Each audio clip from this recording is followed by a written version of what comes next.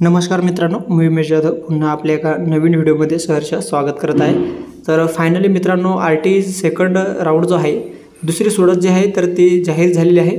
आपल्या पालकाचा नंबर लागलेला आहे की नाही हे कुठे चेक करायचं आहे, दुसऱ्या राऊंडची यादी तुम्हाला कुठे चेक करता येणार आहे, आपल्या बालकाचं नाव यादीमध्ये आहे की नाही, ही संपूर्ण माहिती या व्हिडिओमध्ये आज आपण बघणार आहोत।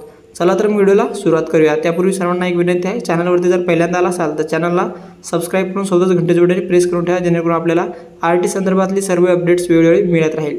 चला तर व्हिडिओला सुरुवात करूया। सो फायनली पालकांना खूप मोठी प्रतीक्षा या ठिकाणी लागली होती की दुसरं जे सोडत आहे किंवा दुसरी सोडत जे आहेत तर ती कधी लागणार आहे, वेटिंग लिस्टमधले विद्यार्थ्यांना या ठिकाणी संधी देण्यात येणार आहे की नाही, कोणत्या पालकाचा नंबर या ठिकाणी लागणार आहे, ह्यामध्ये खूपच पालकांचा या ठिकाणी प्रतीक्षेत होते। तर फायनली या ठिकाणी दुसरी सोडत जाहीर झालेली आहे। पहिली सोडतचं आपण थोडंसं या ठिकाणी आरटीचं स्टेटस बघून घेऊयात। जे फर्स्ट राऊंडमध्ये जे आहेत नंबर ऑफ सिलेक्शन विद्यार्थ्यांचे किती झाले होते ते या ठिकाणी तुम्ही बघू शकता। 53,032 विद्यार्थ्यांचं या ठिकाणी सिलेक्शन झालं होतं। तर त्यामधून फक्त ॲडमिटेड म्हणजे जे कन्फर्म ॲडमिशन आहे ते 61,193 या ठिकाणी झालेले आहे। म्हणजे जवळजवळ अजून 32,000 जागा या ठिकाणी रिक्त राहिल्या होत्या आणि यावरती आता दुसरी सोडत जे आहे तर ते जाहीर झालेले आहे। तर दुसरी सोडतचं सुद्धा पालकांना या ठिकाणी SMS आले असतील किंवा आले नसतील, कधी SMS टेक्निकल इश्यूमुळे येत नाही, म्हणून तुम्ही या ठिकाणी आरटीच्या ऑफिशियल वेबसाईटवरती येऊन या ठिकाणी अर्जाची टॅबवरती येऊन क्लिक करायचं आहे। इथं क्लिक केल्यानंतर तुम्ही बालकाचा जो ॲप्लिकेशन ID वगैरे आहे तर तो टाकून या ठिकाणी सबमिट करायचा आहे आणि चेक करून घ्यायचा आपला बालकाचा नंबर लागला आहे की नाही। किंवा दुसरा अजून एक ऑप्शन आहे, या ठिकाणी तुम्ही सिलेक्टेड मूळ यादी म्हणून एक ऑप्शन आहे, यावरती जर तुम्ही क्लिक केलात तर या ठिकाणी तुम्हाला आता दुसरी सोडतची जी आहे डिस्ट्रिक्ट वाईज यादीसुद्धा या ठिकाणी तुम्हाला भेटून जाणार आहे।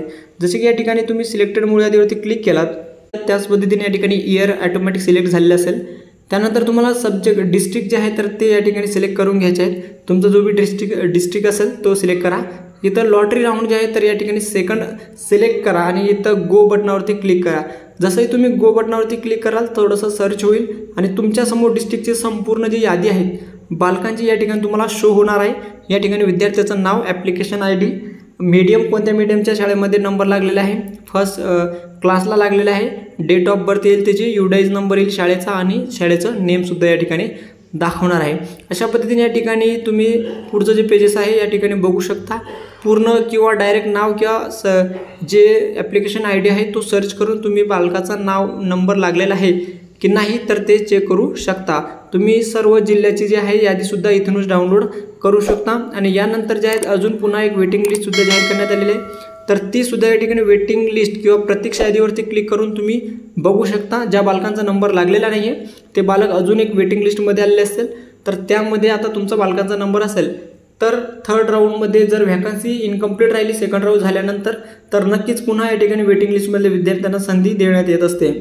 म्हणजे तिसरा राऊंडसुद्धा या ठिकाणी होऊ शकतो। जर व्हॅकन्सी शाळेच्या इनकम्प्लीट राहिल्या तर नक्कीच तिसरा राऊंडसुद्धा लागू शकतो। आता जे वेटिंग लिस्टमध्ये विद्यार्थी राहिलेले आहेत त्यांनासुद्धा या ठिकाणी तिसऱ्या राऊंडमध्ये संधी देण्यात येईल। ज्या बालकांना SMS वगैरे नाही आला तर त्यांनी अशा पद्धतीने यादीमध्ये आपल्या बालकाचे नाव या ठिकाणी चेक करून घ्यायचे आहेत। सो आय होप की संपूर्ण माहिती आपल्याला कळाली असेल। अजून काही डाऊट शंका असेल तर तुम्ही नक्कीच कमेंट करून विचारू शकता। चला मग भेटू आपण अशाच अपडेटसोबत नवीन व्हिडिओमध्ये। धन्यवाद। जय हिंद, जय महाराष्ट्र।